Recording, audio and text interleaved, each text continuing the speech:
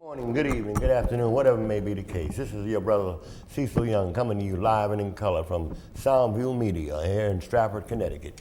Now today's program gonna be about my rights being violated. As you see here on the podium, I'm identifying with the city councilmen, Ernest Newton and Anita Martinez, their remarks pertaining to my unjust termination. As you see here, the letter will be read in black and white clearly from Councilman Newton to the manager's office of the mayor. Could you please reflect that letter, my dear? Yes. The request is to investigate Cecil Young's termination from the city of Bridgeport. And it was written on April 8th, 2025 to Mr. Garnett, Tom Garnett.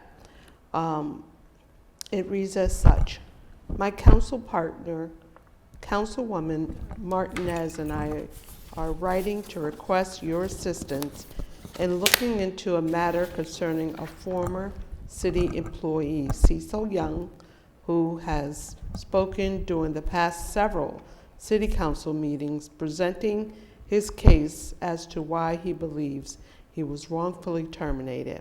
We believe it is in the best interest of the city to investigate this matter and see that it is resolved.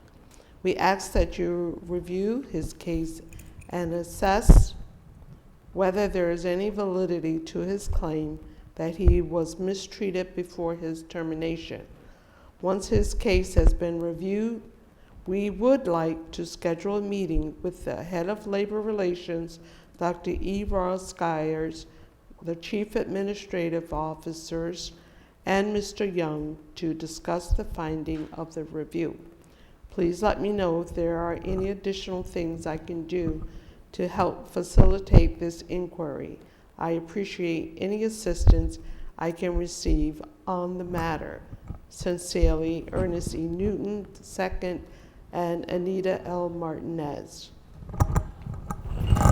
Now again, I want to thank you again for hearing that point, and I hope that you remember what was said, because again, it's so important that we respond to the issues of the day.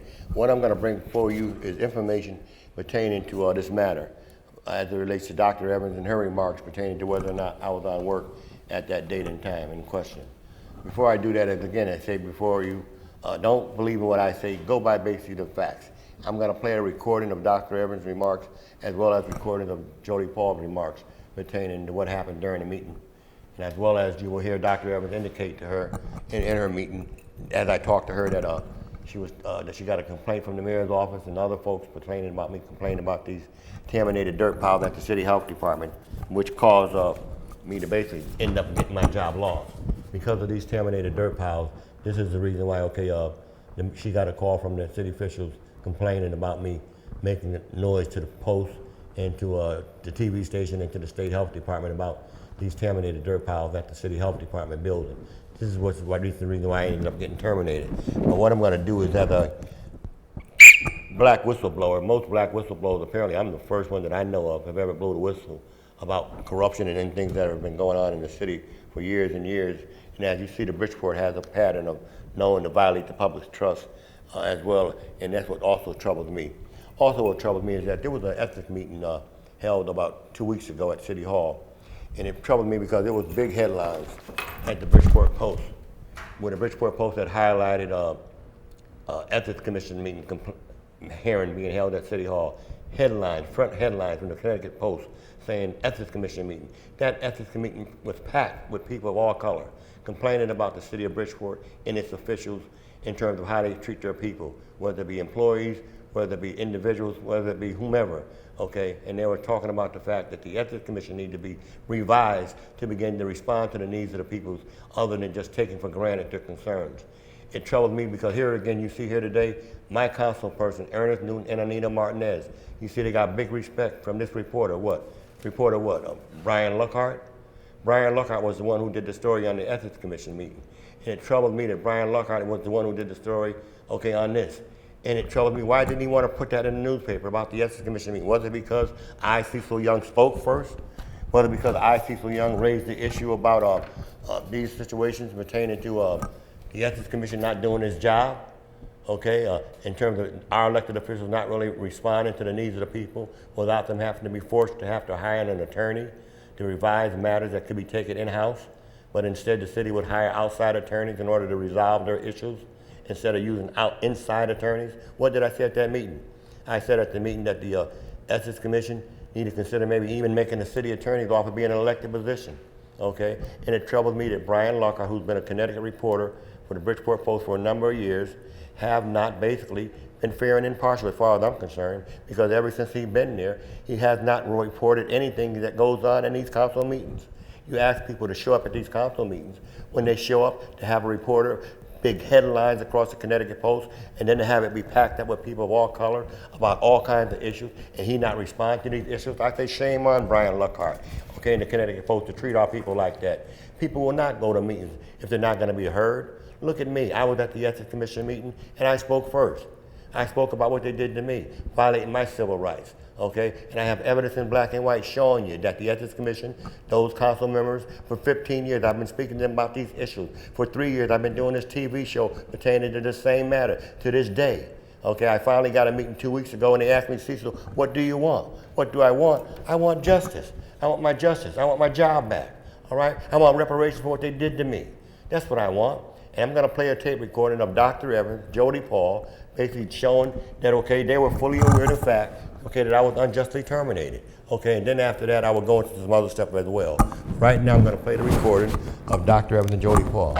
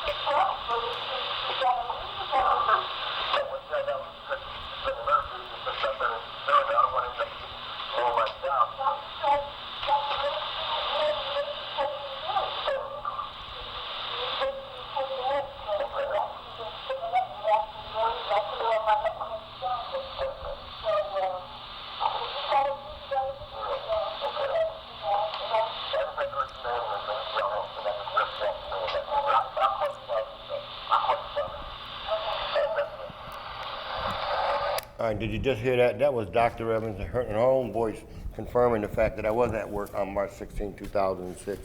And that's what troubles me, is that for the city officials to cover for her to do that to a person like myself who've been working with the city of Bridgeport for 27 and a half years, is a disgrace and a shame. Now what I'm gonna do is I will play a card of Jody Paul's remarks, which you will hear her say 3 different times, okay? All right, that she confirming the fact that I was at work, even though it shows on my time card, on the letter that they gave me, was that I was terminated for not coming to work. And now what I would do, as a matter of fact, let's do that letter, right, of the termination, then we'll termination letter, Jody Paul. You want to do the termination? We'll do Jody Paul's termination letter, and then we'll play the remarks. Even though this letter is gonna be read, it's gonna be signed by Jody Paul and Dr. Evans. Listen to the remarks that's on this recorder from Jody Paul's own voice, as you just heard the first recorder from Dr. Evans' own voice. Go ahead, my dear. Okay, this letter is dated March 20th, 2006, addressed to you in reference to unauthorized absence. Dear Mr. Young, you were advised via a letter from the Labor Relation dated 3/10/2006 that you must return to work immediately, or you would be deemed to have voluntarily resigned your position as a security guard with the City of Bridgeport. As of Friday, 3/17/2006, you have not returned to work. There is no valid reason for your absence, therefore, your absence is considered unauthorized, and your employment with the city is hereby terminated effective immediately. If you have any questions, please call your union representative. Sincerely, Marion Evans, with Jody Paul being copied. And isn't that amazing and a shame and a disgrace? You hear both of them names, both of them writing and giving the fact that they actually lied to the public by saying that I did not return to work, that I did not show up at work. Here is the time card showing on that day, March 16, 2006, that I did come to work. That's what troubles me. For them, the State Labor Board Commissioners, to go along with covering up this matter is a shame and a disgrace for the State Labor Board. So I'm gonna ask Senator Gaston and other state officials to contact Governor, what's his name? Lamont. Governor Lamont, to find out why he has not responded to my letter that I sent him a month and a half ago pertaining to this matter. These officials should be removed for lying on me. Here it is, you have Dr. Evans' secretary signed in this note from her office. This is Dr. Evans' secretary who signed the note confirming the fact that I'll be leaving at 10:30 to get married. It's in black and white, showing that on that date, March 16th, I did all of the right things to do what needed to be done. Okay, but yet and still they ignored all of that. They ignored all of my doctor's notes, 3 doctor's notes that the Labor Board called literally strips of paper. It's a strong disgrace that the Labor Board Commission would lie like that as well. And the reason why they lie like that, and I'll show you the reason why, because of the fraud that they committed. Now here's what troubles me as well. In 2005, okay, the Labor Board Commissioner called this loop here, my doctor's signature as a loop, as unelegible, okay? In 2005, the city accepted this loop in 2005. They accepted the same doctor note in 2005. Yet and still, when the Labor Board handled the complaint, they called this loop unelegible. Same loop, unelegible, same documentation. He called straps of paper. Straps of paper, these are not straps, these are doctor's notes. But he lied. Why did he lie? I will show you that in a little while. It really troubles me because, again, you have over here April 4th, okay, showing that Dr. Albert Walters referred me to Dr. Wayne, who was a clinical psychiatrist. Why did he send me to him? Okay, he sent me to him because he realized that after treating me for so many months, that he realized that I was getting worse because of the complaints and because of the issues I was dealing with. He referred me to a clinical psychiatrist, Dr. Wayne, who I've been seeing for 19 years now, because for extreme anxiety, taking Xanax and all the above medication to keep me calm, to keep me under control, knowing this is the same loop. Why would the State Labor Board cover for these people? Shame on them, knowing that they violated the public trust. But they did it because they thought they could get away with it. That's why I say to you now, listen to Jody Paul, and I will play the recording of Jody Paul's remarks. This is all real, y'all. This is the truth. This is nothing but the whole truth. You're talking about ethics. The City of Bridgeport officials has no ethics that they have to be bound by. And that's the reason why they treat us the way they treat us. But it's got to stop. It's got to stop. And we can stop it by helping me to expose this. So Brian Luckhart covered this.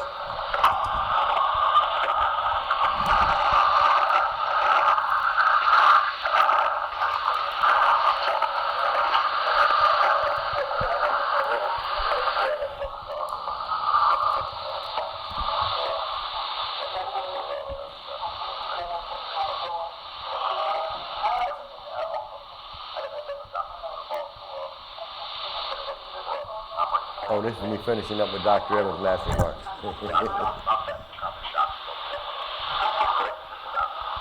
This is me confirming with him that I will be going for a colon exam on the 17th of March 2017.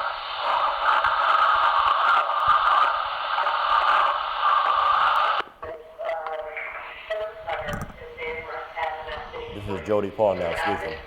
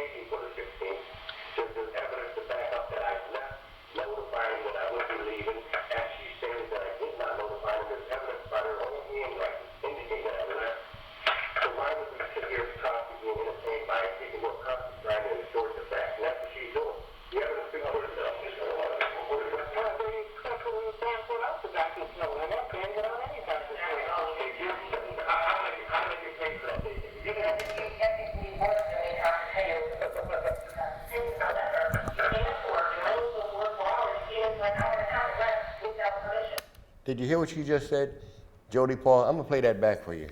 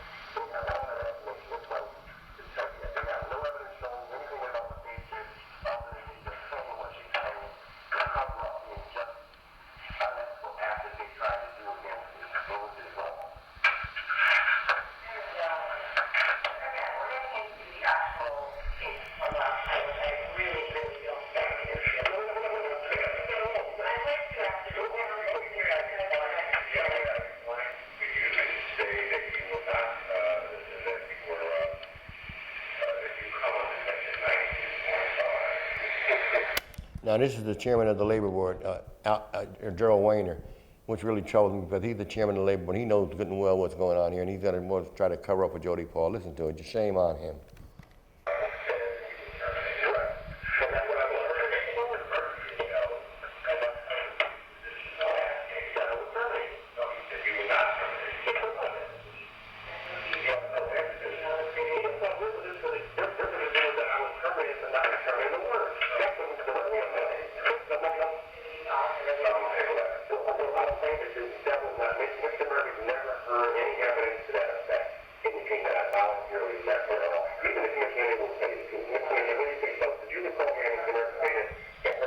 Now, this is going to be the commissioner that I'm asking this question. He was a part of the determination board.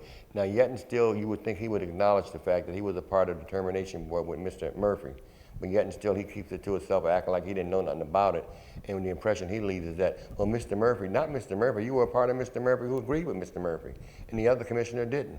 So out of the 3 people that voted, 1 voted in my favor, you and Mr. Murphy voted against me. Now you're acting like you don't know what it was all about. Listen to this little man, lying man, Mike Cohat.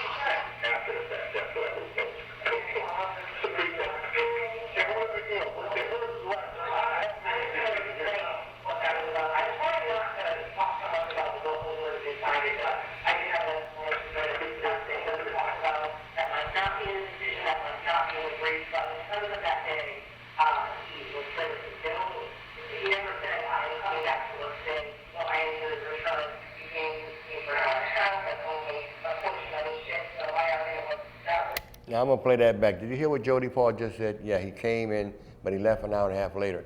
I mean, it's like, come on, how can you sit there and say such a thing like that to these commissioners and they not say to Jody Paul, how are you lying, Jody Paul, in this meeting?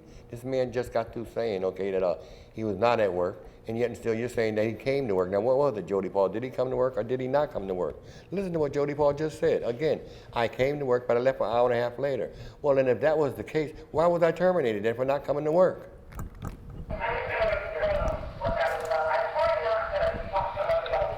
Termination for not coming to work. I was at work on that date.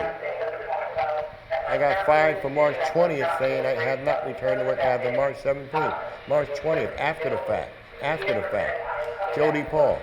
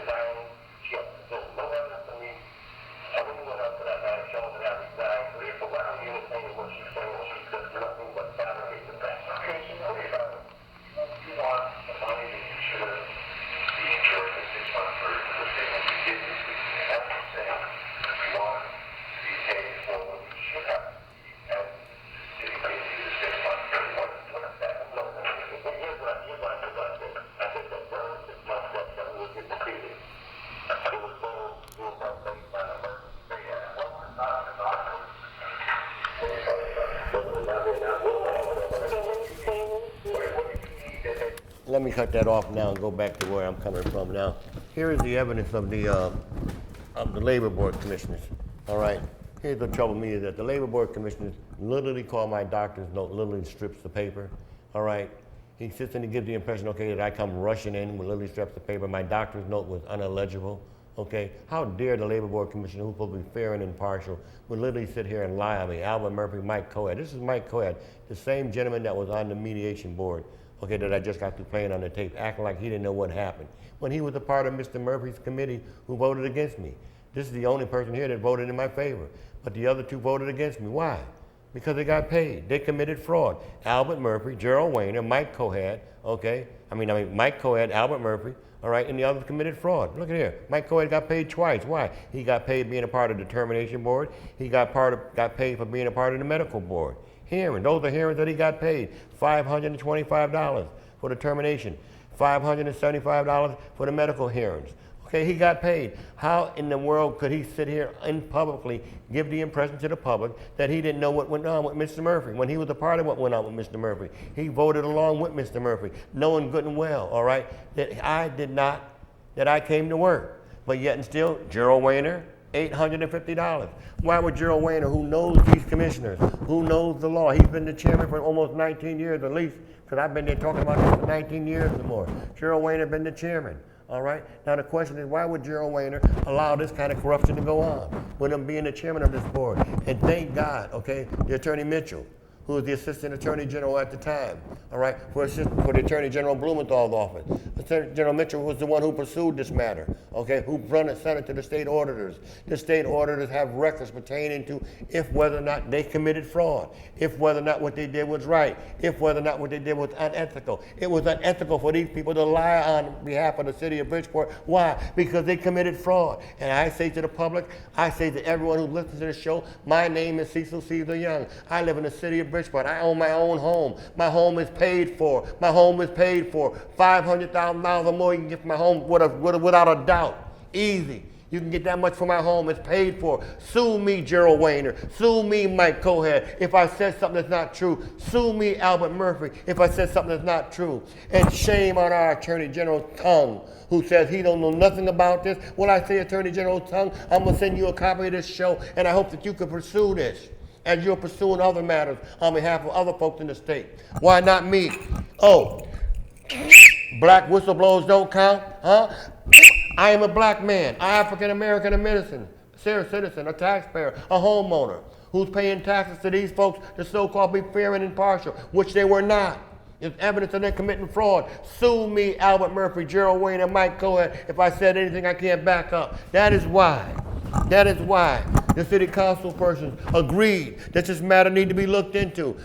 Anita Martinez, she agreed. Councilman Newton agreed. Why? Because Councilman Cruz asked Newton to pursue this matter on my behalf. And so he got Anita to agree with her likewise, him to do that. And I say if the mayor can get a second chance and ask for him to get his license back and give him a second chance, why not give me a second chance? He had his second chance. Why not give me a second chance for not doing nothing wrong? I deserve a second chance to prove my innocence. And what did he do? He asked the mayor. He asked the mayor and his people to get with me and to discuss this matter. Why haven't they not pursued this matter like they should have? When I met with them for 2 minutes, they gave the impression, what do you want? I said, I want my job back. And I want my name back. I want to be cleared. I want you to let the mayor know that. I haven't gotten nothing back from either one of them yet. Yet and still you see in this letter here, Newton requested a meeting with them and everybody else involved with this matter. After meeting with me, have no meeting been scheduled, have no meeting been called, have nobody called me or anyone else. And I say, why not?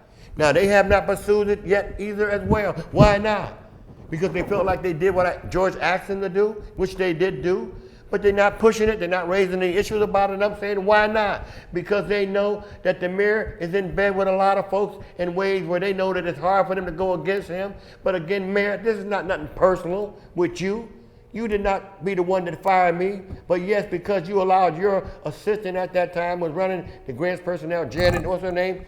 Janine Hawkins was up under your guys, Mr. Mayor, who gave the impression to the FBI telling them that I was a disgruntled employee. Well, what are they going to say when I send this audio tape to the FBI okay, showing that I was not just a federal employee, that I was a public servant, a community activist, a prophet calling out injustice. And that's all I ever tried to do for our people in this city. Black, white, Puerto Rican, Jew, what have you, and shame on you.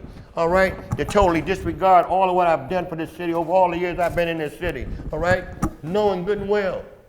Evidence that my wife at that time, Patricia Nichols, became Patricia Young, March 15th, they signed up, March 15th, 2006. She would not have been able to be on my benefits, on my medical benefits, if I was not at work on March 16th, March 17th. Why? Because I was at work on March 16th. Otherwise, she would not have been allowed to be on my medical benefits. Why? And they yet and still ignored all of the above. There's proof that Judge Paul Gannon married us. Judge Paul Gannon, the mayor's brother, he knew that. The mayor knows that, but yet still he ignored that.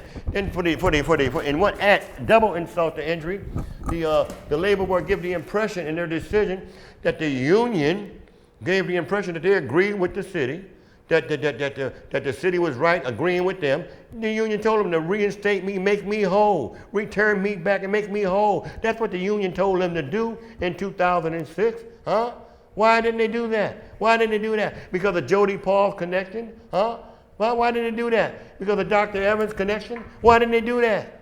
Come on. She had the audacity to send this letter to the U.S. Attorney's Office telling them to disregard my concerns, to disregard my complaints as a disgruntled employee. I heard in the past, if you lie to the feds, that is a crime. Well, U.S. Attorney's Office, that's a crime. What are you going to do about that, U.S. Attorney's Office? She lied on behalf of the mayor, on behalf of the city. What are you going to do? Oh, maybe you're looking for a job in City Hall down the road. Is that the reason why you don't want to respond to it? Tell me what's going on. Why this man, Gerald Wayne and Mike Coed, these people are allowed to break the law when it clearly shows that on March 16, 2006, I was at work. Yet and still the letter says, as of March 20th, 2020, okay, all right, you are terminated for not coming to work, Come on, y'all, this is in black and white. Come on. Then you say you're upset with me because I get tired of being treated like I said before, Like the N-word, When Brian Lockhart, when he came in town as a reporter years ago, when he first came in town, he said that Charlie Tisdale was the first black to run for mayor of the city of Bridgeport. No, Cecil Young, that's me right there. Mayor Manzanese right there. Ralph Senimal right there, all right? I was the first one to run for mayor of the city of Bridgeport. Brian Lockhart, check your history before you start practicing what you preach instead of what you teach. Come on, Brian Lockhart. Interview me, Brian Lockhart. Why didn't you take my statements that I made at the Ethics Commission meeting, saying that the city need to be hiring, they need to be an elected city attorney, not an appointed city attorney who will be fair and impartial to all of its constituents. Not tap dancing to the mayor's concern, not only always bidding for his behalf, but be fair and impartial for the people of the city of Bridgeport. Yes, I've been fired several times for speaking out about issues pertaining to our people. Ain't nothing new about Cecil Young being fired. I filed complaints in the past. What else is new? I'm an activist. That's what we do. I do. That's what I've been doing. Okay? And it's sad that the only article that was ever done back then in 2009, all right, was done by Ken Dixon. All right, he was a Hartford correspondent at the time. He was asked by Mike Daly, managing editor of the Connecticut Post, to follow up on this misuse of public funds. Okay, that's the only article that was in the paper, and that was in 2009. Why come since then? I can't get nothing in the Connecticut Post. I can't get nothing in the Bridgeport Post. Why? What did I do to the Post? I ain't did nothing to y'all. I'm still the Cecil Young that y'all have always known. Oh, because now you call the Connecticut County Post? Come on. I thought you were concerned about people's rights being violated. Look at me, being barred from speaking at City Hall. Why? Because I was tired of being treated like a what? What did I say? I used the word. The only word that got your attention after 15 years of going down there speaking to you about looking into my unjust termination. I had to use one word to get you to respond to me after all them years. What was that one word? I was tired of being treated like a nigger. I'm a black man. I said that. Then you had the audacity to ban me from speaking at City Hall for 3 years. 3 years I have not spoken at City Hall, and I went along with that just to see how long you would allow me to be ignored. After all I've done with community policing, I supervised housing authority police details for 4.5 years in the city of Bridgeport. P.T. Barnum, Aquatic Apartment, Green Home, okay? All right, Trumbo Gardens. For 4 years, I supervised 8 different officers each shift from 8 to 4, 4 to 12, and 12 to 8, 7 days a week, holidays, non-holidays. I did it and made it work. I showed you what community policing looked like. Maybe that's part of the reason why it's not no real problem with our community policing going on in the city of Bridgeport, because many of them had been a part of my program. Sergeant Daniel, Sergeant Lomax, Sergeant King, a number of sergeants that was on my beat. Each sergeant and a patrolman patrolled our projects. Each shift, I supervised them for 4.5 years. I supervised over 400 cops in the city of Bridgeport. Here I am giving them goals and objectives of what I wanted them to do, not to lock up everybody they see, to prevent crime. To prevent crime. I, as an ex-city sheriff for 16 years, concerned about our people, have always been on the front line doing the right thing for our people. Here I am here.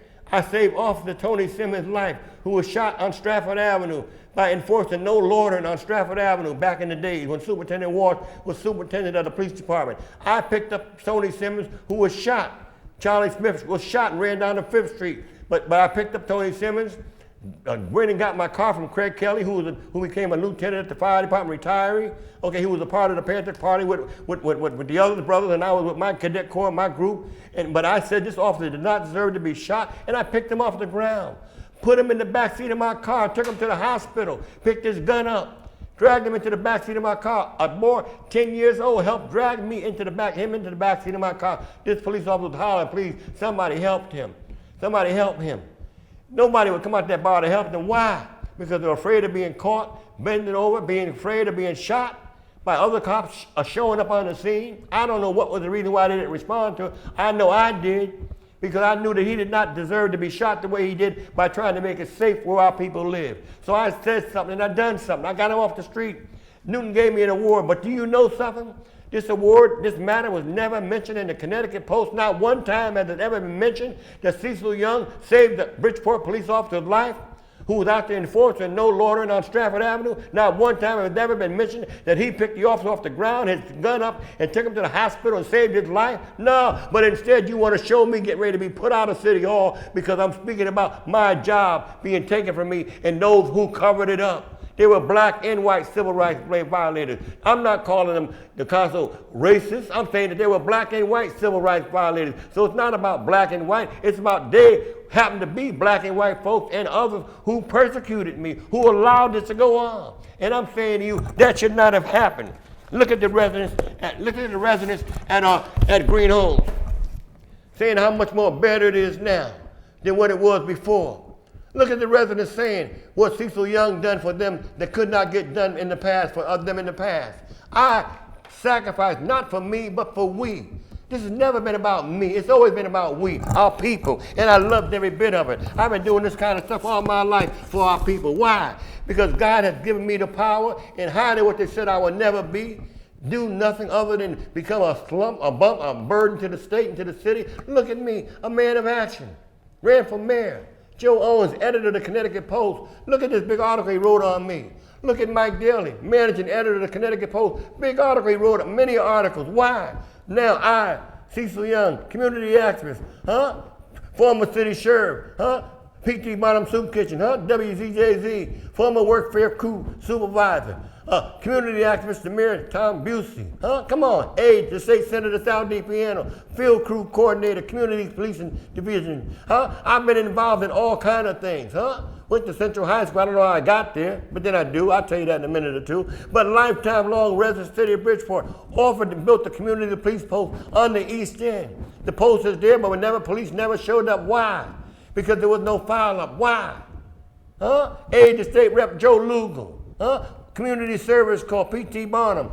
Me and my cadet corps, what did we do? We protected our people in our community. We made it safe. We stopped the burglary. We stopped the robbing. We patrolled with the bus company to make sure that our buses would keep flowing through our neighborhood. We did a whole lot of good things in our neighborhood for our folks, okay? And that is why I say to you, I'm not ashamed of anything I've done for our people, because it never was about me. It's always been about we.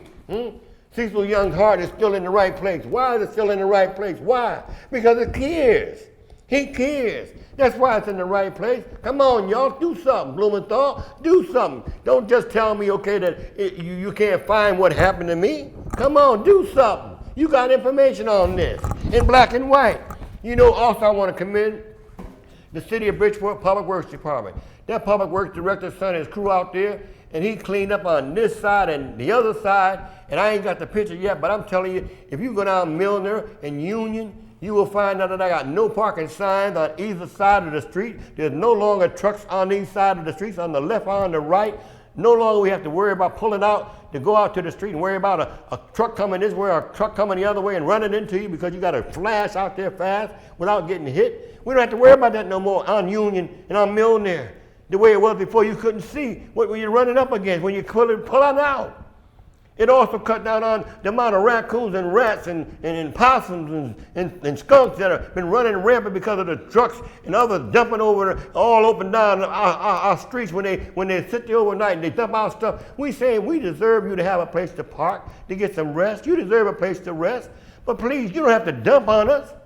And it's not just the truck drivers that were dumping on us. People in general have been dumping on us. But I'll tell you one thing. I've seen that public works crew come over there day after day, cleaning that stuff up no faster than they've been getting down there. And now if you ride down Milner Avenue, they got signs on both sides of the street saying no parking, no parking, no trucks parking, no trucks parking. At least that makes it safe for us when we got to pull out, when my kids got to pull out, when my wife got to pull out, when the residents got to pull out without worried about running in front of something that they can't see because the truck's got them blocked on the left and on the right. No longer that is the way over there on Milner. And thank God for the Public Works Director and that crew. That crew went over there, they cut that grass back, they cleaned the side of that street like I ain't never seen clean before. And I say to you, as you've been coming every day, send a notice out for those in that area that you're coming through so you can pick up their stuff too.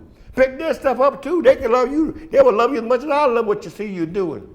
You got a truck, 3 trucks, and a payloader coming every day in that area, picking up that stuff. And I say do the same thing, okay, for others in that area, because you're traveling in that same zone, and I'm sure they would love to put stuff out there that you can pick up. So do that. Again, I say to the governor, again, I say to the public at large, all right, please, listen to what I'm saying. This has never been about me. It's always been about we. And that's why I say to you, dear go the grace of God can be you next. Contact your friends, contact your neighbor, ask them to ask Joe Gannon why is he waiting on not responding to what Mr. Newton and Anita requested that they do. Which is to do what? Which is to do what? All he asked them to do was to respond to this matter, to see if whether or not the city was justifiable in terminating me. That's all I asked him to do. If you could do that, our God will bless you and I will bless you. Please do that for me. Please, this is all that they ask you to do, is to meet with me to see if the city was justifiable in terminating me. That's all I want to know. And I say to the governor, all right, the chief judge who threw out my case, whoever the judge was that threw out my case in the appellate court, I say shame on him. Why dare you throw out my case on the appellate court level when I paid Attorney John Williams $10,000 to represent me? He never showed up in court. 60% of the stuff that I showed you here today, he never put none of it in a brief. He never responded to any of it in any kind of brief or any kind of form. And I say shame on Attorney John Williams. He took my $10,000 and shame on the judge to dismiss him from my case knowing he got paid. He got paid and I got played. So I'm saying to this new black Chief Justice, look into my case. Look into my case. Because I'm not going to vote for you, the governor, or anybody else from here on out. No more. I'm going to vote for Anita and Newton. After that, I'm finished with voting. I'm finished with dealing with the Connecticut Post and others like them until they begin to change their ways. And I say I thank God for the Connecticut Post because if it wasn't for Mike Daly, Sid Folsom, Linda Pinto, Mike Mako, those were real reporters that were fair and impartial. To this day, we don't have no more reporters that cover City Hall meetings. That's why when we had the Ethics Commission meeting, there was no reporter there on the audience. He was in the back with the politicians, drinking that Kool-Aid to keep them distracted from telling the truth. He's so busy staying in the back room with the mayor in the back there, just gossiping and planning on what they're going to do. As long as he can get him a headline, he can take that and run out the door, feel like he done something. When all he did was turn people off. People showed up and spoke out. Yet and still, because I led the charge in speaking first, you didn't want to print it, any of it? Shame on you. And even the TV crew that used to be there, the public TV station crew that used to be there that we can get on Soundview, they no longer have them there no more. Why? So when I seen him there last week, I was surprised that he came back, knowing that they got rid of him because of me, because I would oftentimes be heard on public TV. So they tried to censor me by cutting him out, and they cut him out. Now that he's back, I was surprised, And I went to go speak to him last week and give him a notice, a little piece of paper. He said, no. He was running away from me. He didn't want to take it. I said, what? Oh, I understand, because they done got to him. Huh? So now he's being allowed to come down there to do a little piece a minute of hopper-dopper, whatever you want to call it, papa, and he's going to be a man of God, yet until he's going to run from me and not want to receive what I'm giving him as a reporter on behalf of the public? No, he's on behalf of the public of Mayor Joe Ganim. And I asked them what was going on when I went to the studio today. Can I get a copy of that show so I can show what I said and what others said? They told me that ain't for them. That was for Mayor Ganim and his own council members. What the heck do they need what they said to themselves for? Shame on them. Don't use my taxpayer dollars to review what you said. Then you can pick out what you want to pick out and then pose what you want to pose. No, if you're going to use them, let us be known what you're saying, what you're doing, Joe Ganim. You want your license back? Well, I want my job back. I want my justice back. So I'm saying to the public, ask Joe Ganim, why won't he respond to Ernest Newton and Anita Martinez's request to investigate this matter? If I'm wrong, Joe Ganim, call it out. Because if I'm not right, call it out. Stop treating me like I'm a stepchild, like I'm a foreigner. I'm an American taxpayer. I've been paying my taxes. I own my own home. I deserve justice. Justice delayed is justice denied. How long? Too long has it been. You're doing it to me. Tomorrow it can be my brother. The next day it can be your sister. Who knows who's going to be next? Let's respond now before tomorrow may be too late. Thank you for listening to the show. It will be rude and shown on YouTube. You can download the show anytime you want to, as well as on SoundView. Tune in and tell your friends and your neighbors to tune in to the best is still yet to come with the Cecil Young Show, coming to you live and in color from the studio. Thank you.